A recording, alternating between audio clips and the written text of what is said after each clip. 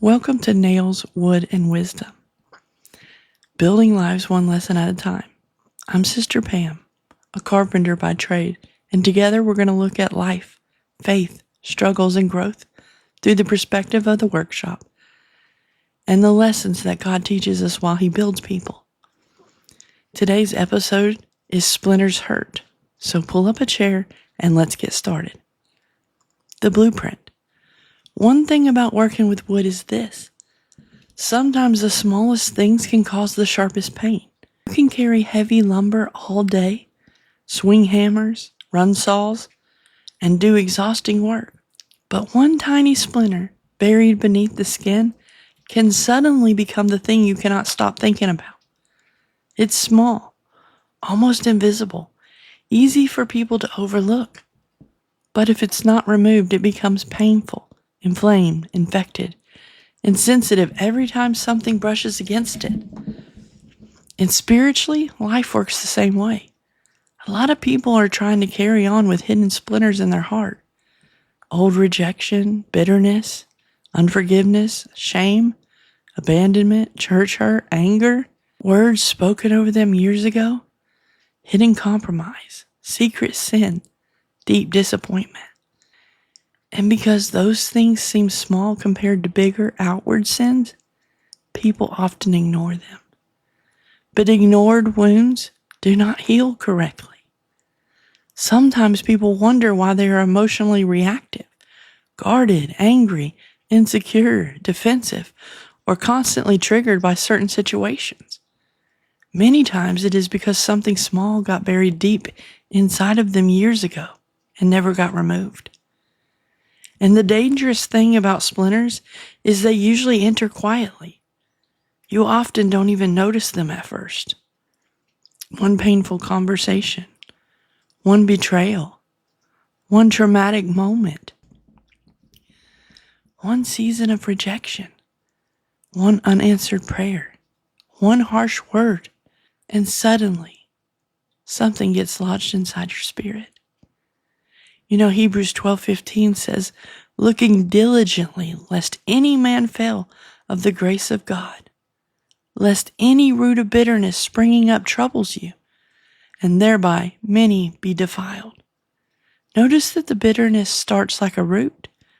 Roots grow underground before they ever become visible above the surface. This is why hidden heart issues eventually affect everything else in life. Because what stays buried eventually starts spreading. The workshop. Any carpenter knows if you leave a splinter alone long enough, the area it becomes inflamed and sensitive. Even light pressure suddenly becomes painful.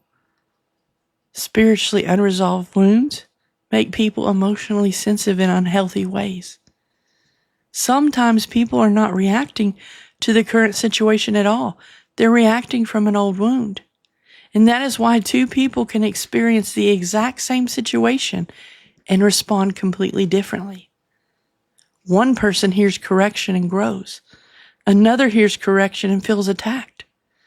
One person can experience disappointment and keep trusting God, while another immediately feels abandoned. Why?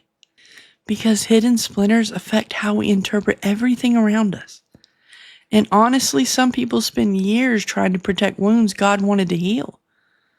We avoid conversations, avoid vulnerability, avoid accountability, and avoid honesty. Because you see, healing often requires letting God touch painful places. But healing cannot happen where honesty does not exist. Psalms 147:3 says, He healeth the broken in heart and bindeth up their wounds. But notice something there. God does not pretend wounds are not real. He heals them. And sometimes healing starts with finally admitting, hey, this hurt me. This affected me. This changed me. This buried something deep inside of me. Because you see, hidden pain eventually leaks into everything else. And I know, because I've been there. The splinters. Here's the uncomfortable truth. Some people have become so used to carrying splinters that they think constant pain is normal. They think everybody lives angry, everybody lives defensive, or everybody lives bitter, or everybody lives numb. But God did not create us to live internally infected. And sometimes we become experts at hiding behind spirituality. We quote scriptures while secretly bleeding emotionally. We serve publicly while struggling privately. We smile outwardly while carrying resentment inwardly. But eventually, hidden splinters affect relationships, decisions, emotions, and even our ability to trust God correctly. Sometimes God allows pressure in certain areas because pressure exposes where healing is still needed. A splinter only gets attention once it starts hurting enough.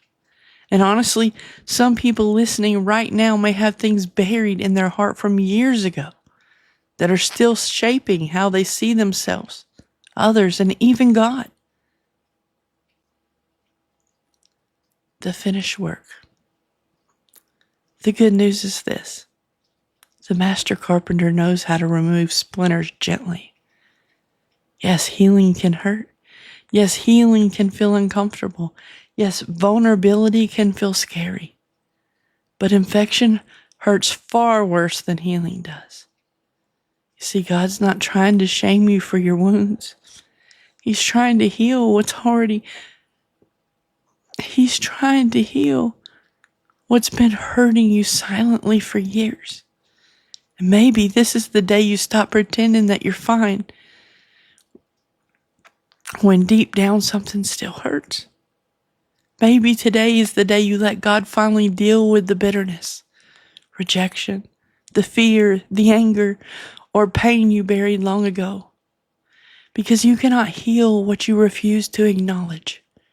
And sometimes freedom starts with simply saying, God, this hurt me, and I need you to heal it.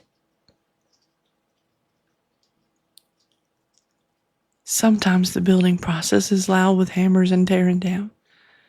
Sometimes it's quiet and hidden beneath the surface, where nobody else can see the work being done. But either way, God is still building. So don't give up in the middle of construction. Keep showing up. Keep trusting Him. Keep letting Him shape what needs shaped. Because what God builds with intention will stand with strength. Until next time, this has been Nails, Wood, and Wisdom, building lives one lesson at a time.